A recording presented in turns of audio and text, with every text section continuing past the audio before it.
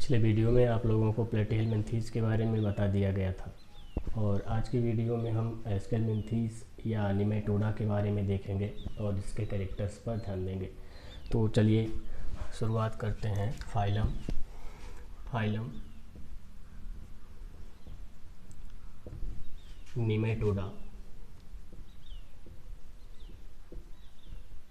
Nematoda, इसको एक दूसरे नाम से भी जानते हैं, निमेटोहेल्मिन्थेस। इसका दूसरा नाम यहाँ पर लिख दे रहे हैं।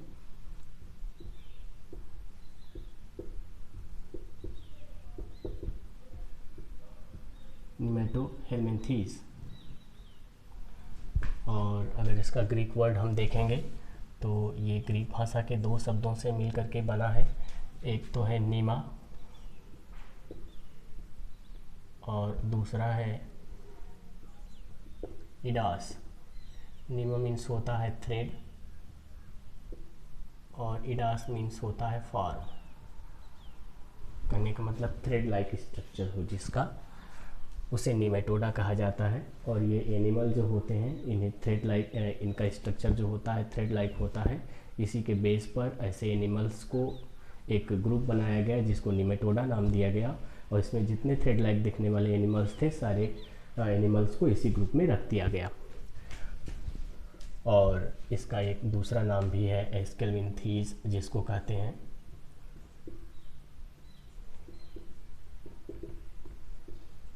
एस्केल्मिन्थेस। ये भी स्पेशल कैरेक्टरिस्टिक फीचर को देखते हुए ही इसका दूसरा नाम रखा गया इस फाइलम का। और वो स्पेशल कैरेक्टर क्या है आप देख लीजिए, ग्रीक भाषा से ही पता चलेगा।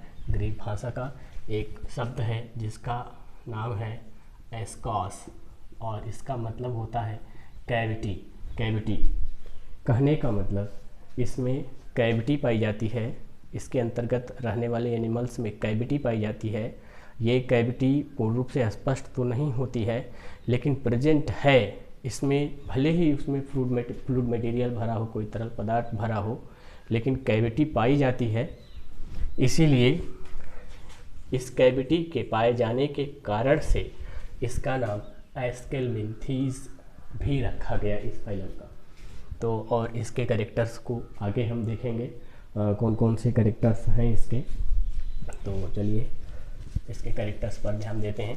इतना तो आप जान ही गए होंगे कि इस फाइलम के कौन कौन से नाम हैं और उन नामों की उत्पत्ति ग्रीक भाषा के किन शब्दों से हुई है, ये आप जान लिए हैं। और इसके अब कैरेक्टर्स पर ध्यान देते हैं।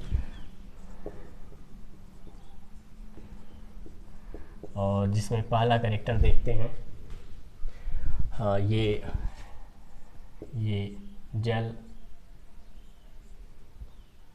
या गीली मिट्टी, ये जल या गीली मिट्टी में पाए जाते हैं।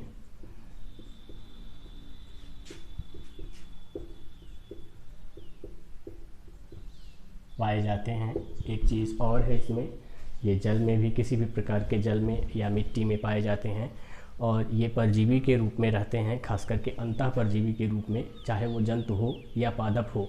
तो यहाँ पर हम इसको भी लिख लेंगे, जंतु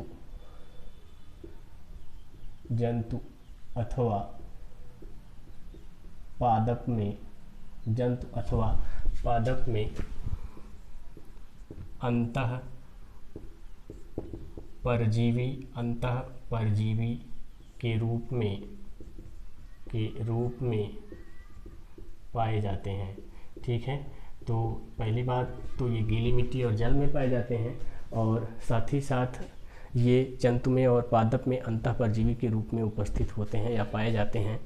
और इसका दूसरा कमेंट हम देखते हैं, 2 बार पाए जाते हैं लिखा गया है, थोड़ा सुटेबल नहीं लग रहा है तो यहाँ पर लिख दें उपस्थित होते हैं।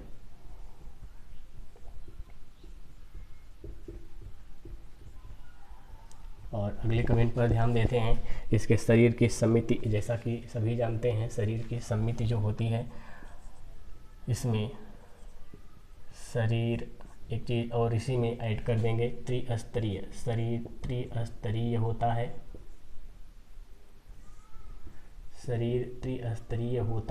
त्रिस्तरीय मतलब 3 स्तरीय, काफ़ी बार आपको पिछले फाइलम में बताए गए हैं। तथा तथा सममिति सममिति कैसी होती है? द्विपार्श्वीय होती है, द्विपार्श्वीय होती है। शरीर त्रिस्तरीय होता है तथा इसकी सममिति जो है वो द्विपार्श्वीय होती है। और द्विपार्श्व को भी हम इसके पहले डिफाइन कर चुके हैं, तो हमें यहाँ डिफाइन करने की ज़रूरत नहीं है। पिछले फाइलम को अगर आप ना देखे हो तो आप देख करके उसके भी नोट बना लेंगे और साथ ही साथ इसके भी नोट आप बनाते हुए चलेंगे, आपको सारी चीज़ें समझ में आ जाएंगी। तीसरा पॉइंट इसमें देखते हैं, शरीर पतला होता है, क्योंकि यहाँ पर नीमा मीन्स थ्रेड, ये चीज़ तो लिखा ही गया है। शरीर लंबा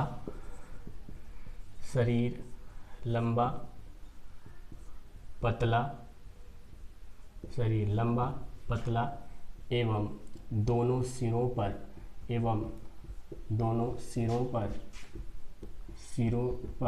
नुकीला होता है,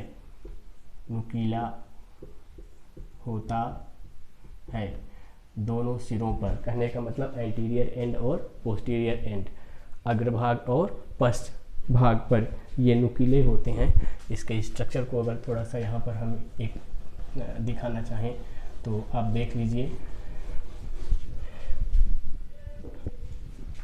ये देखिए ऐसे लंबा होगा, पतला होगा थ्रेड लाइक स्ट्रक्चर में, और दोनों सिरों पर ये नुकीला होगा।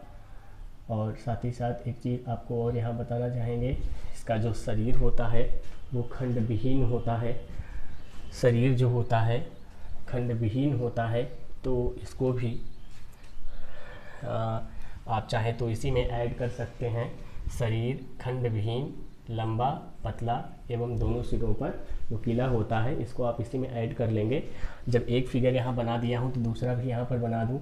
नर और मादा जो होते हैं ये दोनों इसमें पृथक पाए जाते हैं। कहने का मतलब दोनों जनन अंग एक ही जंतु पर नहीं होते हैं, इसलिए कहा जा सकता है कि ये लैंगिक विरूपता को रिप्रेजेंट करते हैं या प्रदर्शित करते हैं। इसमें ये फीमेल है जो कि नर से लंबी होती है, और नर जो होता है वो फीमेल से छोटा होता है। तो नर और मादा इसमें पृथक होते हैं। कहने का मतलब आप यहाँ पर तो जान ही गए होंगे कि अगर नर मादा पृथक हैं तो जनन अंग भी पृथक सदस्यों में पाए जाएंगे। तो इस तरह से ये सेक्सुअल डायमॉर्फिज्म या लैंगिक विरूपता को यहाँ पर प्रदर्शित करने का कार्य करते हैं। फिलहाल ये पॉइंट जब आएगा तो फिर हम उसमें इसको बता देंगे। आगे चलते हैं, यहाँ पर आप ऐड कर लेंगे शरीर खंड विहीन होता है, और इसके आगे ही कामा दे करके लंबा पतला एवं दोनों सिरों पर नुकीला होता है। इसको भी आप नोट कर लेंगे, ज़्यादा इसमें पॉइंट बढ़ा चढ़ा करके देने की ज़रूरत नहीं है। 3 पॉइंट हो गए हैं। चलिए चौथे पॉइंट की तरफ चलते हैं, जो कि इसका नेक्स्ट पॉइंट होगा। यहाँ पर हम डायरेक्ट डाइजेस्टिव सिस्टम की अगर बात करें तो पाचन तंत्र इसमें उपस्थित होता है और साथ ही साथ कोण विकसित भी होता है। तो क्योंकि इसके पहले वाले फाइलम में आपको बताया गया था कि पाचन तंत्र पाया जाता है लेकिन मुख होता है, गुदा नहीं होती है। इसमें पाचन तंत्र भी पाया जाएगा, मुख भी पाया जाएगा, गुदा भी पाई जाएगी, और मुख और गुदा जो होंगे वो एक दूसरे के विपरीत छोर पर उपस्थित होंगे। तो पाचन तंत्र उपस्थित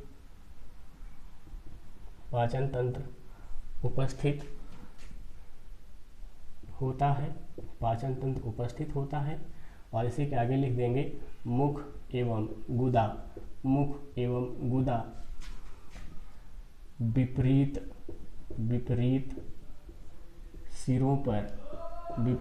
सिरों पर उपस्थित होते हैं। तो यहाँ पर ये पाचन तंत्र की बात हो गई। अब नेक्स्ट पॉइंट में हम श्वसन तंत्र और प्रसंचरण तंत्र के बारे में बताएंगे, जो कि इसमें नहीं पाया जाता है। तो इसके बारे में लिख लेंगे श्वसन तंत्र एवं